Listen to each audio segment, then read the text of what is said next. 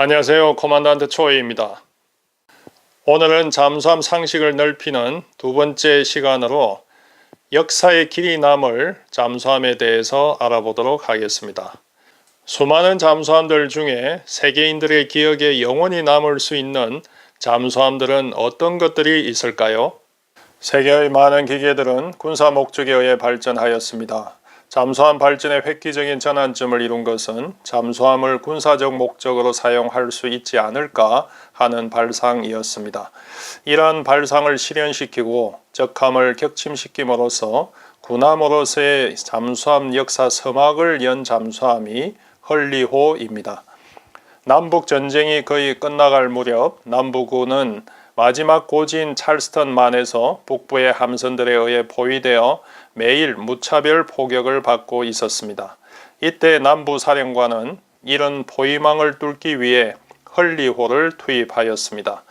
헐리호는 끝단에 폭탄이 장착된 25피트의 철봉을 함수에 설치하였고 적함에 충돌시킨 후 폭탄을 적함 내에 밀어넣은 다음 후진함으로써 함내와 연결된 줄을 팽창시켜 폭탄을 발화시키는 방법을 이용하였습니다. 이 방법은 1864년 2월 17일 밤 성조원 9명과 함께 찰스턴 항내에 침투한 헐리호가 투며 중이던 후사토닉 함을 공격하는 데 이용되었고 공격 성공 후 표적을 3분 만에 침몰시켰습니다.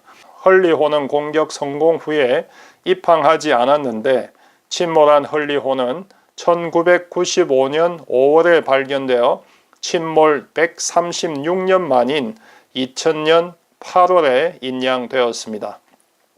헐리호의 침몰 원인은 후사토닉함 공격용 폭탄이 터질 때 충격으로 추정되고 있습니다. 헐리호는 길이 12m, 배수량 7.5톤이었으며 8명이 추진기와 연결된 크랭크 축을 수동으로 돌려서 추진하여 4노트의 속력을 낼 수 있었고 25분간 자망을 할 수 있었으며 무장으로 폭탄 1기를 장착할 수 있었습니다.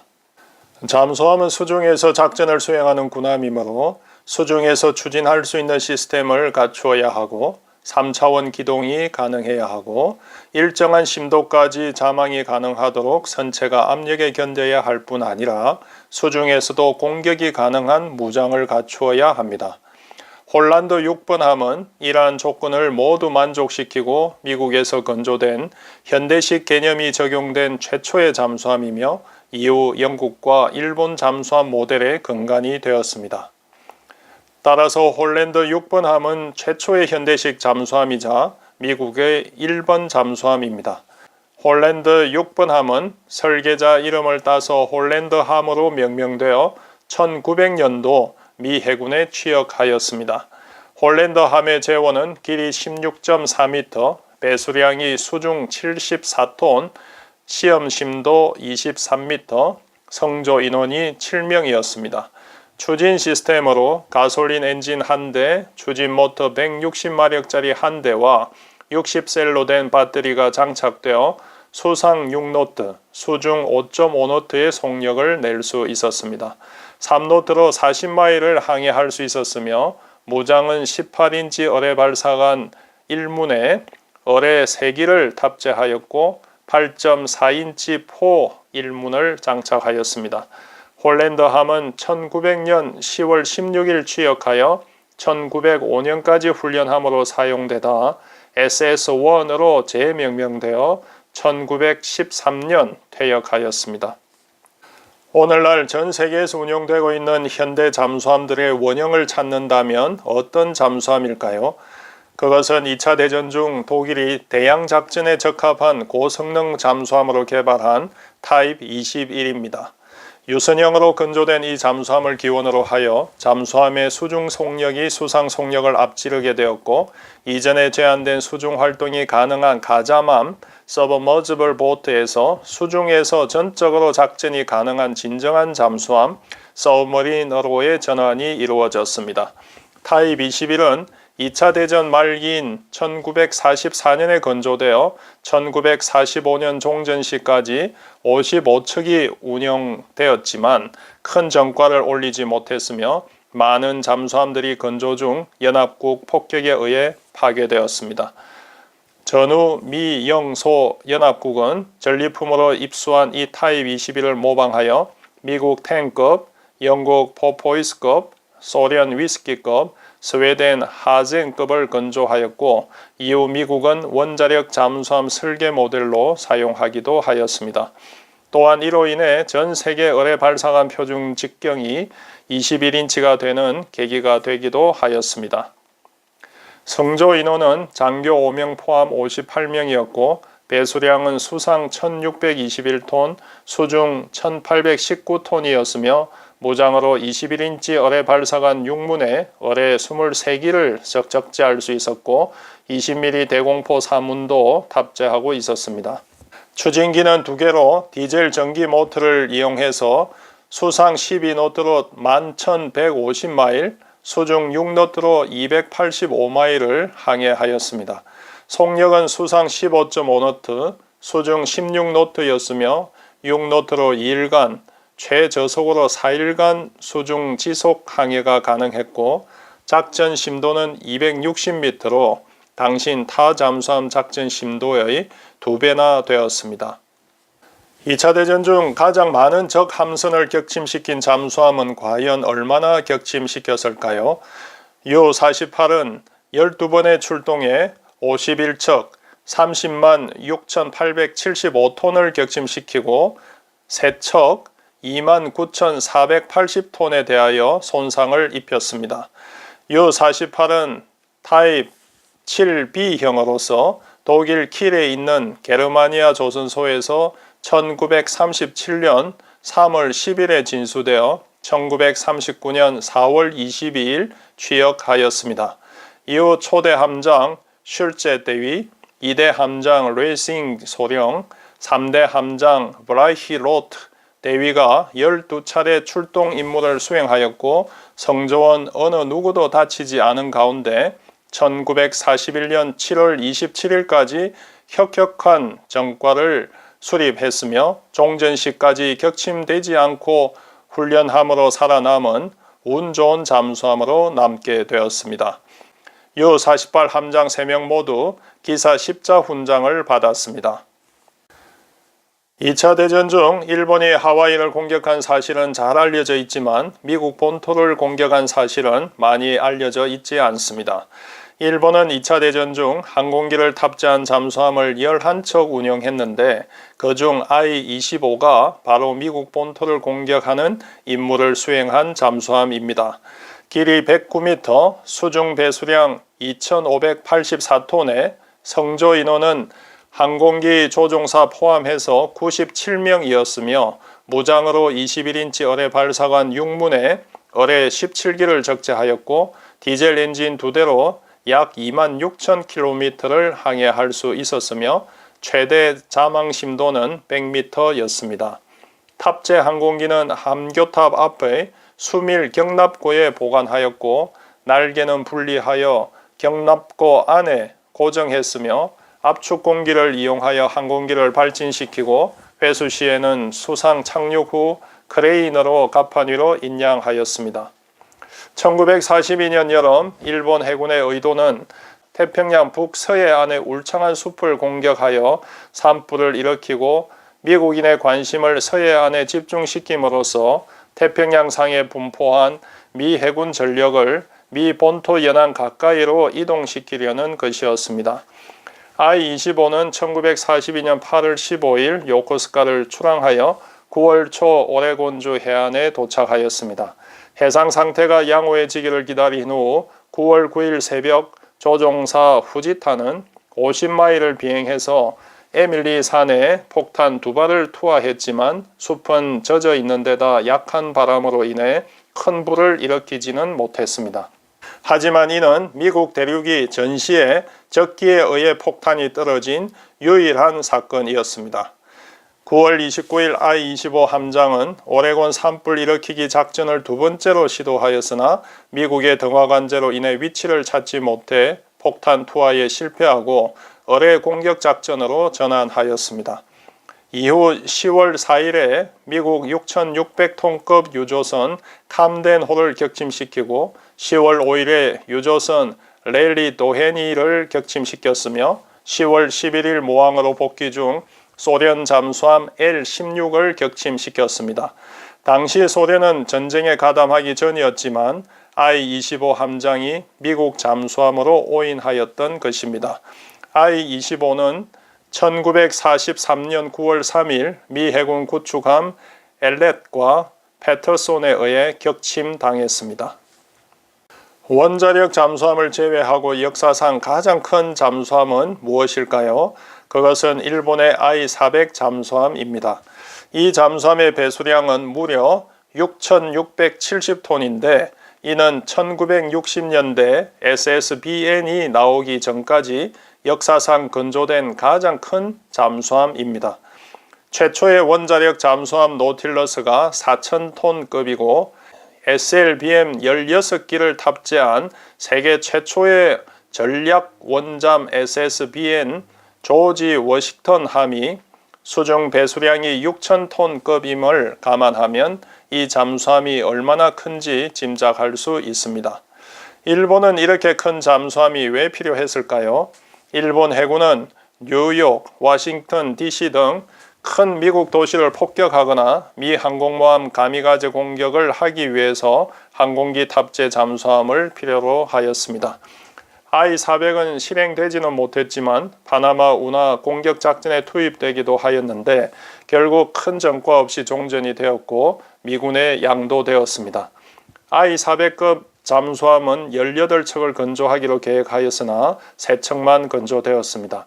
I-400 잠수함은 길이가 122m, 폭이 12m였고 수상 18.7노트, 수중 6.5노트 속력을 낼 수 있었으며 시험 심도는 100m였고 성조 인원은 144명이었습니다. 추진 체계로는 각 2250마력짜리 디젤 엔진 4대와 각 2100마력짜리 전기 모터 2대가 있었고 미국 본토는 물론 지구 어디에도 갈 수 있는 작전 반경을 가지고 있었는데 당시 미국 잠수함 대비해서 2배나 멀리 항해를 할 수 있었습니다.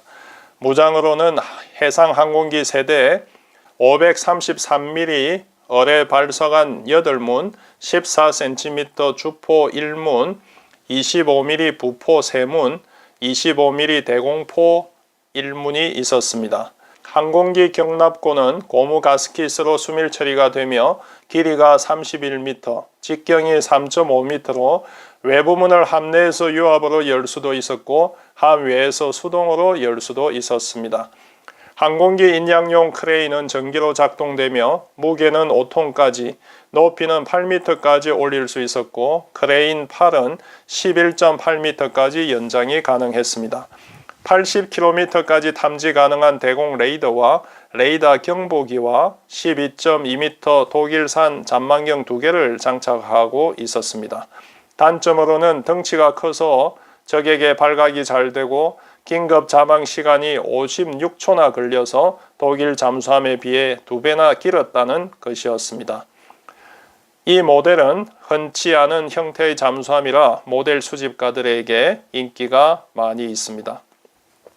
인류가 만들어 놓은 어떠한 기술로도 탐지가 불가능한 빙하 및 잠수함에 전략 무기를 탑재하여 유사시 사용할 수 있다는 것은 여러 군사 전략가들에게 큰 매력으로 각인되어 왔습니다. 냉전 시대의 미소 양국은 북극으로의 경주, 즉 폴라 레이스를 벌였는데 먼저 도착한 나라는 미국이었습니다. 노틸러스 함이 북극을 1958년 8월 3일 통과한 반면 소련의 K3 함은 1962년 6월 17일에 북극에 도착하였습니다. 세계 최초의 원자력 잠수함인 노틸러스 함은 혁신적인 추진 체계 외에는 재래식 설계로 건조되었지만 당시까지의 잠수함 항해 기록을 연이어 갱신하였습니다. 90시간 동안 20노트 속력으로 1213마일을 자망 항해한 기록은 당시 최고속 수중항해 기록이었습니다. 노틸러스함은 1954년 1월 21일 진수하였고 1954년 9월 30일 취역하였습니다. 재원으로 길이가 98m, 배수량이 수상 3,533톤, 수중 4,092톤이었으며 성조 인원은 105명이었습니다. 무장으로 21인치 어뢰 발사관 6문을 보유하였고 최고 속력은 수상 20노트, 수중 23노트였습니다. 노틸러스함은 1980년 퇴역하여 현재 코네티컷주 그로톤시 박물관에 전시되어 있습니다. 북극에 가려면 어떻게 가야 할까요? 얼음으로 덮여 있어서 얼음을 깨면서 가든지 얼음 위로 걸어서 가든지 비행기를 타고 가서 뛰어내리든지 해야 하겠습니다. 하지만 누군가 잠수함을 타고 북극 얼음 밑으로 들어가서 얼음을 깨고 위로 올라갈 생각을 했습니다. 이를 최초로 증명한 잠수함이 미 해군 잠수함 스케이트함입니다.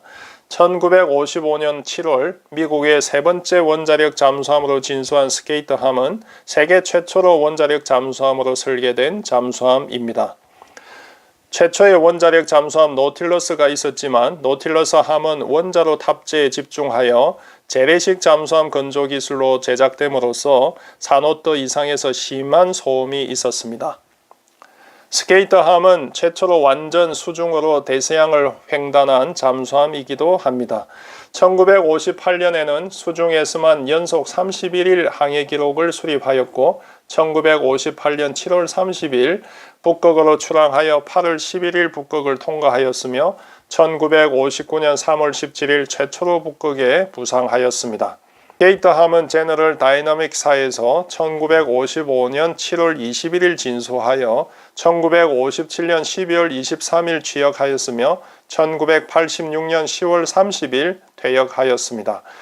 배수량은 수상 2,550톤, 수중 2,848톤이며 속력은 수상 15.5노트, 수중 18노트였습니다.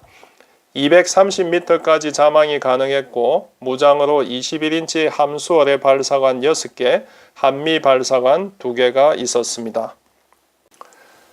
적함을 공격해서 실제로 격침시킨 원자력 잠수함이 있을까요?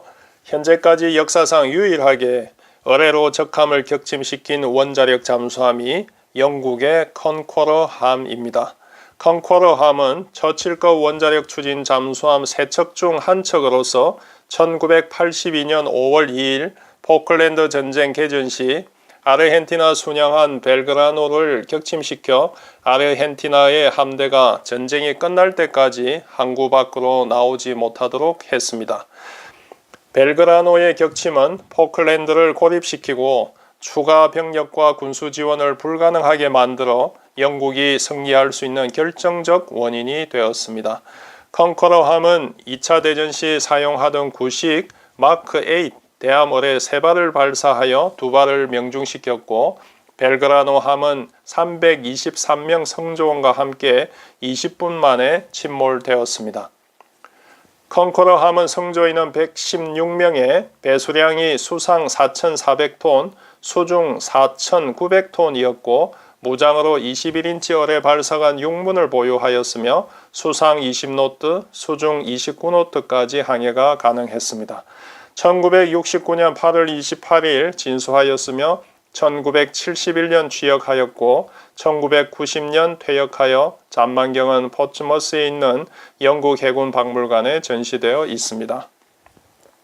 이상 역사의 길이 남을 잠수함에 대해 알아보았습니다. 잠수함 한 척 한 척도 사람과 같이 모두 사연이 있습니다. 이 중 세계인들의 기억에 영원히 남을 수 있다면 영광스러운 잠수함이겠죠. 이러한 잠수함 선정에 저의 주관적인 의견이 들어가 있었다는 것을 참고해 주시기 바랍니다. 다음 시간에 뵙겠습니다.